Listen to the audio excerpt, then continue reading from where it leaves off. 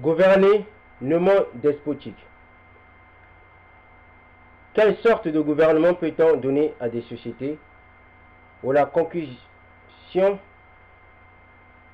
et la corruption pénètrent partout, où les richesses ne peuvent s'acquérir que par d'astucieuses surprises ou par des moyens frauduleux, où les querelles dominent continuellement, où la morale doit être soutenue par le châtiment et par de sévères lois et non par des principes volontairement acceptés, où les sentiments patriotiques et religieux ne se noient dans des convictions cosmopolites.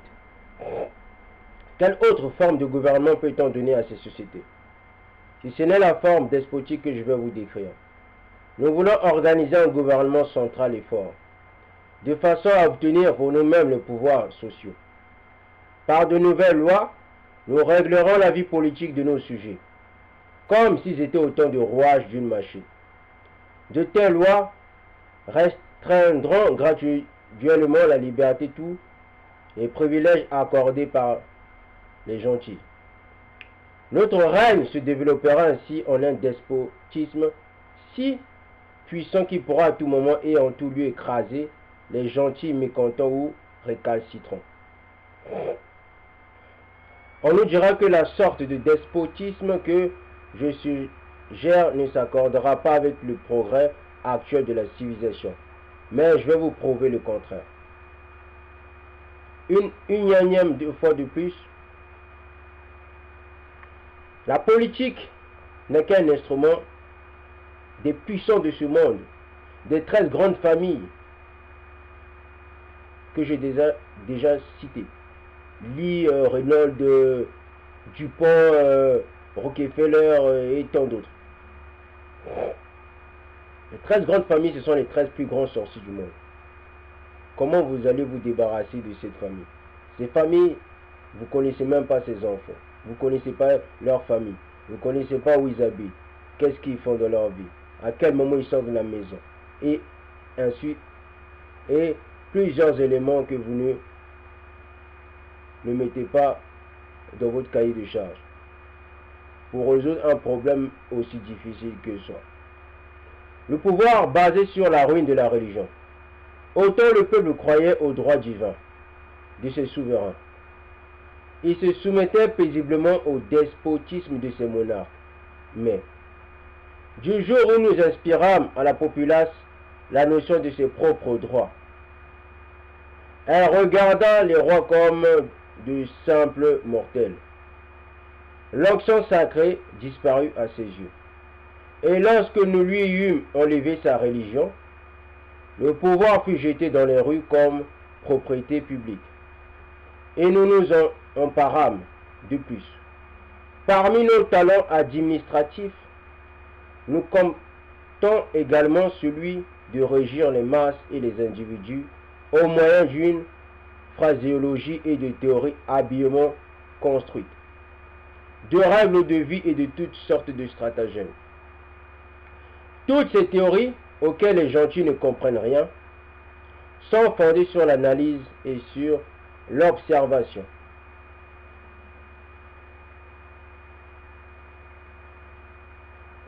Combinées avec un raisonnement si habile qu'ils ne peuvent être égalés par nos rivaux.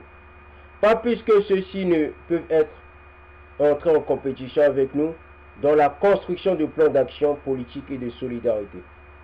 À notre connaissance, la seule société capable de lutter avec nous dans cette science serait celle des jésuites. Mais nous sommes parvenus à la discréditer aux yeux de la foule stupide, comme étant une organisation apparente. Tandis que nous sommes restés dans la coulisse, tenant occulte notre organisation. En outre, qu'est-ce que cela pourrait bien faire au monde que celui qui doit devenir son maître, soit le chef de l'Église catholique ou un despote du sang de Sion? Mais à nous, le peuple choisi, la chose ne peut être indifférente. Vous voyez? Le pouvoir basé sur la ruine de la religion. Ils vont détruire toutes les religions. Et la seule religion qui va rester, c'est la religion luciférienne. Et ils disent que c'est le peuple lui de Dieu. Mais de quel Dieu? les vrais Israélites sont noirs. S'ils disent que c'est le peuple élu de Dieu, mais leur Dieu c'est Lucifer. Car le métissage est interdit dans la Bible. Un Chinois ne peut pas être un Juif. Non.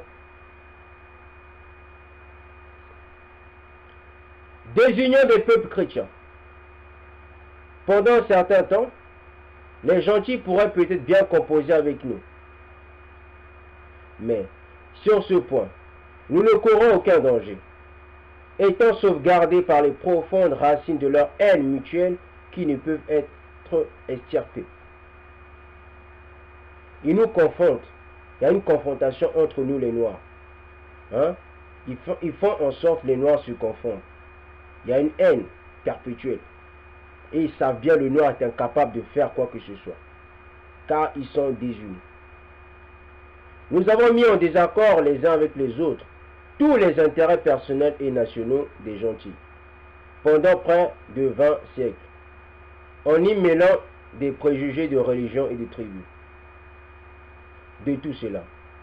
Il résulte que pas un seul gouvernement ne trouvera d'appui chez ses voisins, lorsqu'il fera contre nous appel à leur aide. Parce que chacun d'eux pensera qu'une action intentée contre nous pourrait être désastreuse pour son existence individuelle. Nous sommes trop puissants. Le monde doit compter avec nous.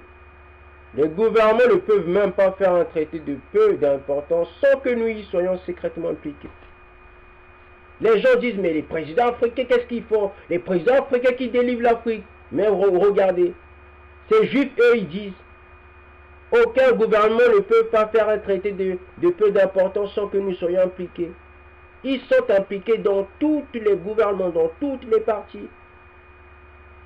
Ils apportent la peur dans les gouvernements. Ils savent que le peuple est désuni. Le peuple ne peut même pas se lever en tant qu'une seule nation pour aller enlever un président. Et même quand vous enlevez ce président, c'est toujours le même système qui revient. Car vous n'avez pas des structures très fortes. Il faut des structures très fortes. Vous pouvez enlever Sassou. Mais si vous n'avez pas des structures très fortes, le système va revenir encore plus fort. C'est ce qui est écrit dans les protocoles des sages de Sion. Au lieu d'écrire des belles phrases matin, midi, soir, mais regardez ceux qui se cachent eux-mêmes, les puissants de ce monde, ce qu'ils ont écrit. Et ça se reflète, ça a un impact dans notre vie.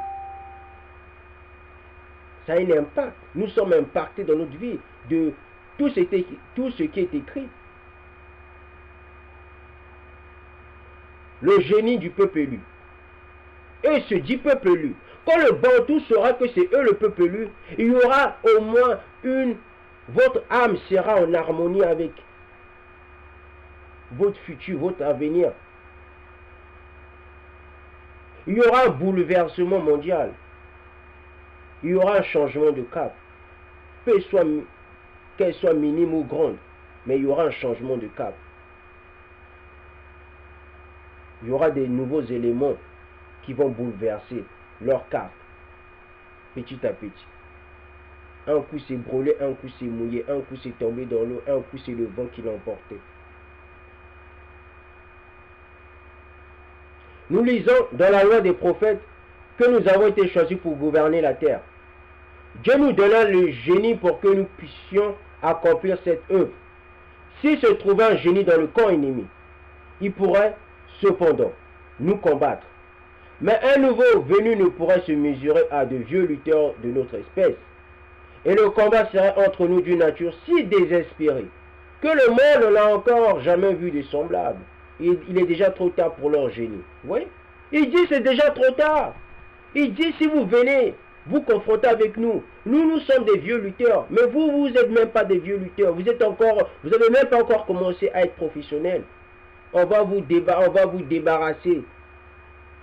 Vous serez, dès le début, vous venez vous battre avec eux. Dès le début, vous serez désespérés. Vous allez dire, mais comment on va faire? Parce qu'ils sont trop puissants. Ils ne sont pas puissants, mais ils sont trop puissants.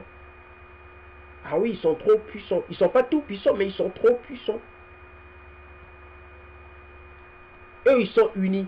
Ils ont des organisations visibles et invisibles. Organisations visibles et secrètes. Mais vous, le noir, qu'est-ce que vous avez? Hein? Qu'est-ce qu'on a, nous, le noir? On dit on est tous, on veut le panafricanisme. Mais qu'est-ce qu'on fait pour que le panafricanisme soit solide? Le panafricanisme actuel n'est même pas liquide. Même virtuellement, ça n'a pas beaucoup d'impact. Il faut qu'il y ait de l'impact. Ça, c'est la première chose. Je répète, le panafricanisme virtuel, que ce soit sur les moteurs de recherche YouTube, Facebook, il faut qu'il y ait un impact. Leur seule puissance gouvernementale, tous les rouages du mécanisme de l'État sont mus par une force qui est entre nos mains, à savoir l'or. La science de l'économie politique, élaborée par nos savants, a déjà prouvé que la puissance du capital surpasse le prestige de la couronne.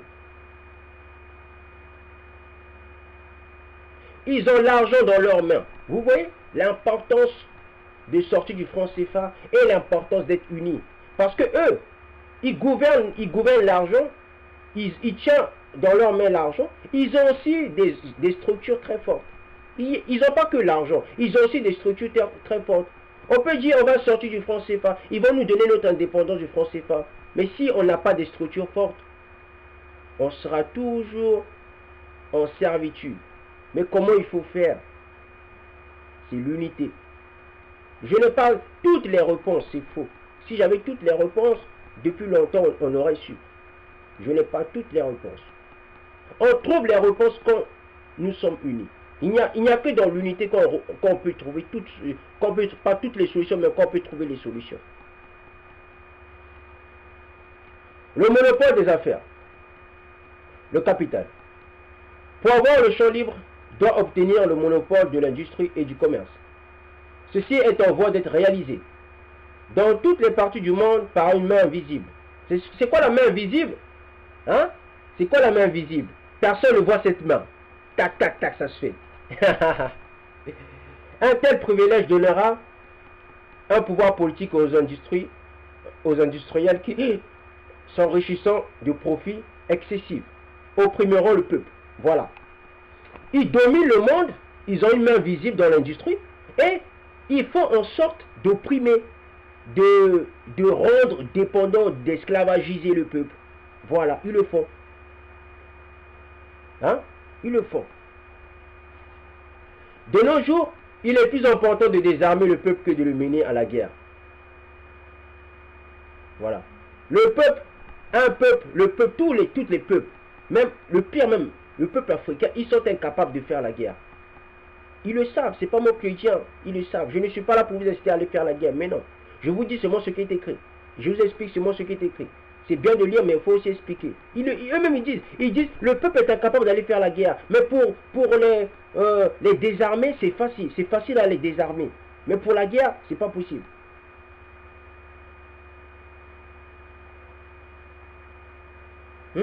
Ils disent c'est plus important de désarmer la population. Ils font tout pour désarmer la population. Ils savent quand la population sera unie. Mais c'est foutu. Mais il faut des structures.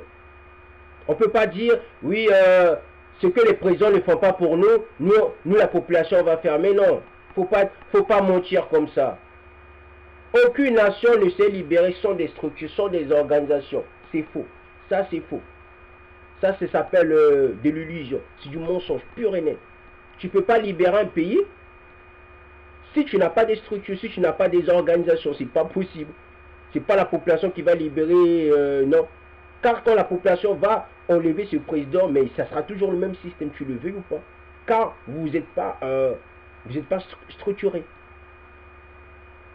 Tu ne vas pas faire la musculation dans un endroit, oui, dans un endroit qui n'est pas bien fermé. Car les matériaux, si tu ramènes les matériaux dans une maison où il n'y a pas de toit et où il n'y a pas de porte, le lendemain, quand tu vas revenir, tu ne trouveras plus les fers de musculation, les barres de musculation. Tu verras où bien tu les trouveras, mais quand il y aura la pluie, ça va rouiller ces matos, ces matériaux. Il est plus important d'utiliser pour notre cause les passions brûlantes que de les éteindre, d'encourager les idées des nôtres et de s'en servir pour nos desseins que de les écarter. Le rôle de notre presse. Le problème essentiel de notre gouvernement est celui-ci. Comment affaiblir la pensée publique par la critique? Comment lui faire perdre sa puissance de raisonnement, celle qui engendre l'opposition? Et comment distraire l'esprit public par une phraséologie dépourvue de sens? Voilà. Ils se sont posé des questions, mais comment abrutir la population? Ceux qui lisent les journaux, la télé, les médias, comment on va les abrutir, les rendre indolents, fragiles, manipulables? Ils ont réfléchi. Discours éloquent. De tout temps, les nations, comme les individus, ont pris les mots pour des actes, satisfaits de ce qu'ils entendent. Ils remarquent rarement si la promesse a vraiment été tenue. C'est pourquoi, dans le seul but de parader, nous organiserons des institutions dont les membres, par des discours éloquents, prouveront et glorifieront leur contribution au progrès. Nous donnerons une attitude libérale vis-à-vis de tous les partis et de toutes les tendances. Et nous la communiquerons à tous nos orateurs. Ces orateurs seront si loquaces qu'ils fatigueront le peuple de leurs discours, à ce point qu'ils lui rendront tout genre d'éloquence insupportable.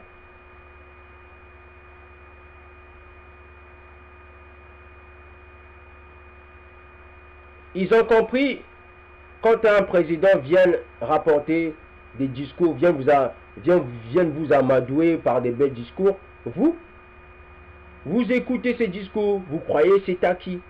Pourtant, c'est juste de la manipulation. Ils sont venus pour vous détruire. À chaque élection présidentielle, le nouveau président qui arrive, il ne vient que affaiblir, alourdir la population. Que tu sois blanc, que tu sois français, pas français, que tu sois noir, pas noir. C'est ça le mécanisme.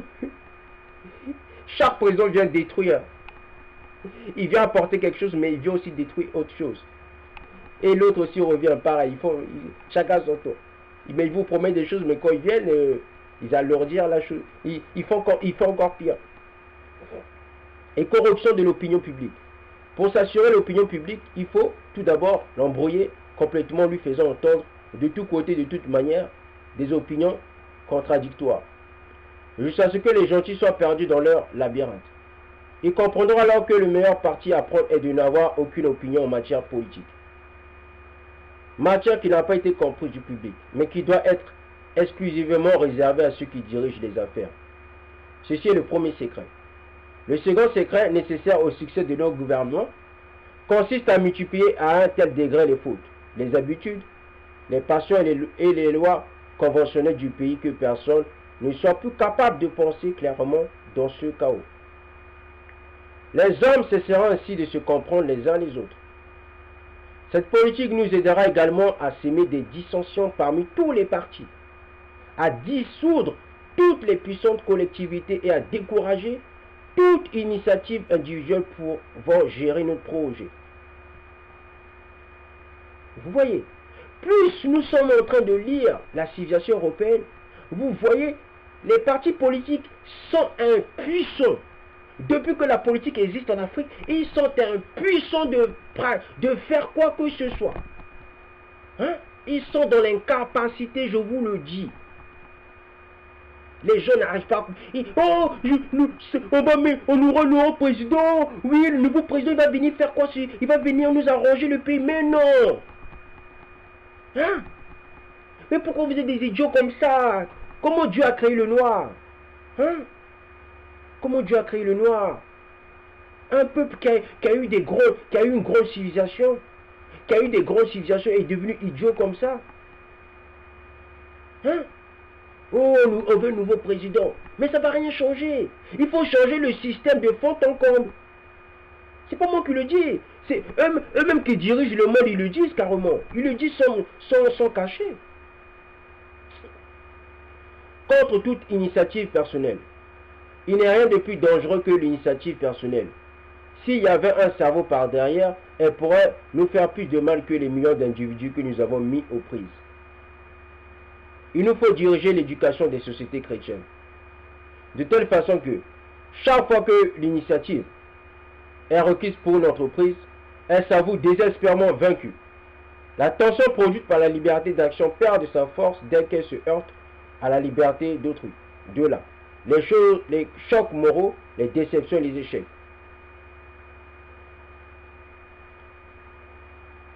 Il contrôle l'éducation des sociétés chrétiennes. Si les sociétés chrétiennes ou bien les assemblées chrétiennes étaient tous unis, depuis longtemps,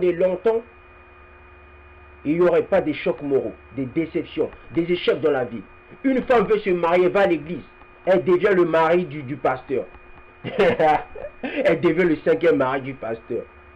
Le pasteur a sa femme à l'église. Sa femme devient le mari d'une personne qui va à l'église. Hein? Les pasteurs sont devenus des sorciers, des magiciens. D'autres sont des vrais pasteurs, mais il y a peu de vrais pasteurs. Il y a des pasteurs qui sont là pour vous apporter la déception dans votre vie. Vous voulez avancer dans votre vie, mais vous voyez que des échecs. C'est fait pour. Le super gouvernement juif. Par tous ces moyens, nous opprimons tant les chrétiens qui sont en train de nous demander de les gouverner internationalement. Dès que nous aurons atteint telle position, nous pourrons aussitôt absorber toutes les puissances gouvernementales du monde entier et former un super gouvernement universel. Nous remplacerons les gouvernements existants par un monstre que nous appellerons l'administration du super gouvernement. Ses mains s'étendront au loin comme de longues tenailles et il aura à sa disposition une organisation telle qu'il ne pourra manquer de soumettre toutes les nations. Vous voyez? Le but ultime des Juifs, leur antichrist, donc leur Jésus-Christ blanc avec les longs cheveux, et un super gouvernement. Voilà. Et c'est en marche. C'est en marche, je vous le dis. Hein? C'est pas en marche, mais regardez. Regardez les conditions de vie. Hein? L'absorption des fortunes. Bientôt, nous nous mettrons à organiser de grands monopoles, réservoirs de richesses colossales, dans lesquels entreront précisément les grosses fortunes des gentils, en sorte qu'elles sombreront ensemble, avec le crédit de leur gouvernement. Le lendemain de la crise politique, que les économistes présents parmi vous aujourd'hui mesurent seulement l'importance de ce dessein. Nous devons employer toute espèce de moyens possibles pour développer la popularité de notre super gouvernement, le présentant comme le protecteur et le rémunérateur de tous ceux qui, volontairement, se soumettent à nous. C'est ça, le super gouvernement. L'ordre mondial, le nouvel ordre mondial. C'est écrit dans le protocole de Toronto. Si le noir ne fait pas attention, toutes les nations, je vous dis, toutes les continents ne forment que un. C'est quoi le super gouvernement mondial? Il n'y aurait que des métis. Et il y aurait des blancs. Les blancs, c'est eux qui vont diriger le monde, mais il n'y aurait que des métis. C'est ça le super gouvernement. Que des métis et quelques blancs qui vont gouverner. Les 13 familles, ils vont rester blancs, c'est eux qui vont gouverner. Le super gouvernement mondial, c'est ça. Et ce super gouvernement, c'est ce qu'on appelle le nouvel ordre mondial. Le nouvel ordre mondial, ça doit durer 1000 ans. 1000 ans comme c'est écrit dans la Bible. Oui. Chez les blancs, chez les édomites, il y a le peuple élu de Satan. Car le peuple élu de Satan veut contrecarrer ce que la Bible dit. Eux, ils veulent un nouvel ordre mondial pour 1000 ans, mais le Christ veut un nouvel ordre, veut 1000 ans de bonheur sur terre. Que tu sois blanc, peu importe ta couleur de peau, il veut 1000 ans de bonheur. Mais eux, ils veulent un nouveau ordre mondial de 1000 ans. Parce qu'il y a un combat là. Il y a un combat. Il y a un combat entre les vrais juifs et les faux juifs. Mais la balance des faux juifs, c'est trop bas. Sur une balance, si on met les vrais juifs et les faux juifs sont 90%, non, 99% sont plus puissants sont plus puissants que les faux juifs. Les faux juifs sont 1% dans tous les domaines. Ruiner l'aristocratie par les impôts. L'aristocratie des gentils, comme puissance politique, n'est plus. Il est donc inutile de nous en occuper désormais à ce point de vue. Mais, comme propriétaires fonciers, les aristocrates sont encore dangereux pour nous, parce que leur indépendance est assurée par leurs ressources. Oui.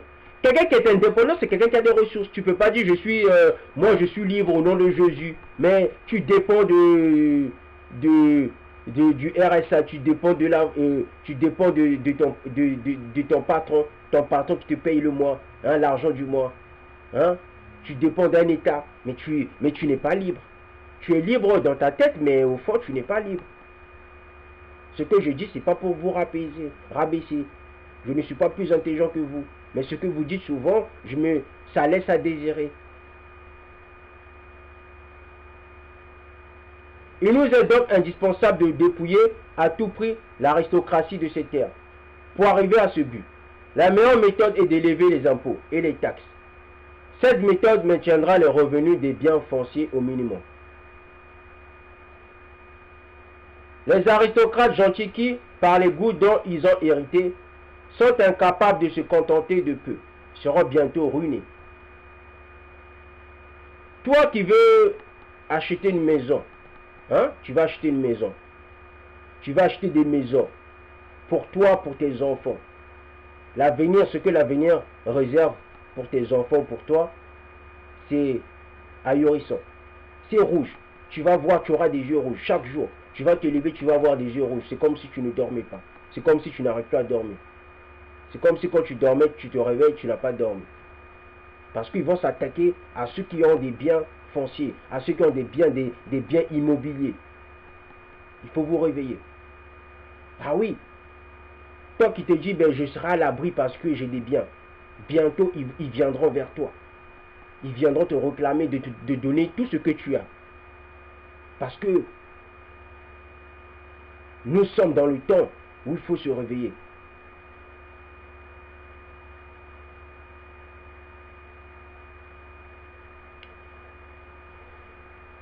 Pour drainer toutes les richesses, il faut qu'en même temps nous protégions le plus possible le commerce et l'industrie, et tout particulièrement la spéculation, dont le principal rôle est de servir de contrepoids à l'industrie. Sans la spéculation, l'industrie accroîtrait les capitaux privés et tendrait à relever l'agriculture et affranchissant la terre de dettes et d'hypothèques avancées par les banques agricoles. Voilà. La spéculation. Les gens ils disent, ben, nous voulons être dépendants de notre propre monnaie. Quand le noir sera dépendant de sa propre monnaie, il va falloir enlever la spéculation. Car la spéculation est un frein à toute indépendance dans tous les domaines. Il est essentiel que l'industrie draine toutes les richesses de la terre et que la spéculation verse entre notre main ces mêmes richesses ainsi captées. Par ce moyen, tous les gentils seront jetés dans les rangs du prolétariat. Alors, les gentils se courberont devant nous pour obtenir le droit d'exister. Voilà. C'est ça. Plus le temps de passer, plus le noir est en train d'attendre. Le noir, il est en train d'attendre, il est là, le panafricaniste, mais le panafricaniste virtuel. C'est virtuel le panafricaniste. Les seules organisations, les seules deux organisations qui sont en mouvement, c'est la LDNA et le mouvement Urgence panafricaniste. Ce sont les seuls deux mouvements qui sont en mouvement dans les actions, ils sont sur le terrain. Il y a, hormis ces deux mouvements, où sont les autres mouvements? Il n'y a pas d'unité même dans les associations, dans les mouvements panafricanistes. Qu'est-ce que vous allez faire alors?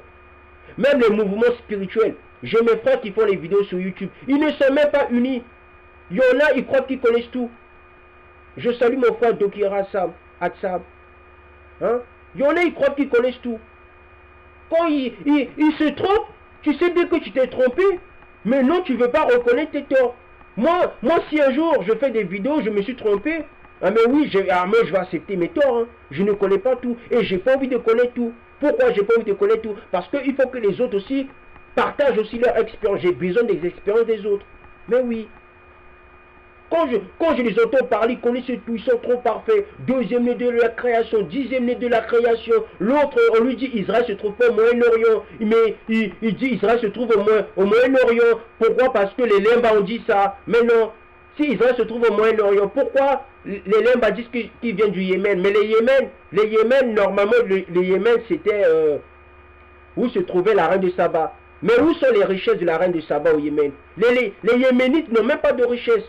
Mais la reine de Saba avait de l'or, avait des diamants, avait des pierres précieuses. Hein? Mais on trouve même pas les richesses précieuses au Yémen.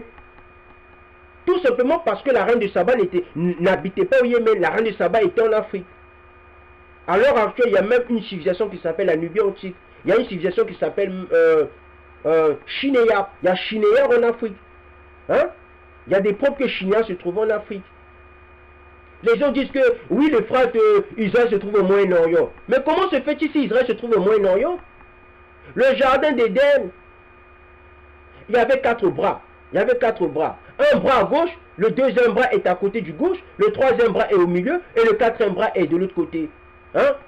Dieu a fait 4 fleuves dans un même lieu. Mais les gens disent que les frères se trouvent au Moyen-Orient. Mais comment se fait-il les frères se trouvent au Moyen-Orient, mais les 3 fleuves du jardin d'Éden se trouvent en Afrique? Mais c'est pas logique. Normalement, les 4 fleuves du jardin d'Éden doivent se trouver en Afrique, puisque le fleuve qui sort pour arroser le jardin d'Éden, ça se coupe en 4 bras.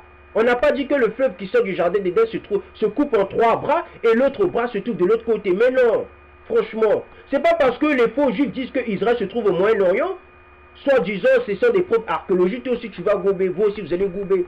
C'est ça le noir. Le noir a un problème. Parce que un blanc a fait des recherches, toi aussi tu vas dire que c'est vrai. Mais non. Chez les Bantous du Gabon, selon la tradition des Bantous du Gabon, ils disent la terre promise, ça se trouve en Afrique centrale.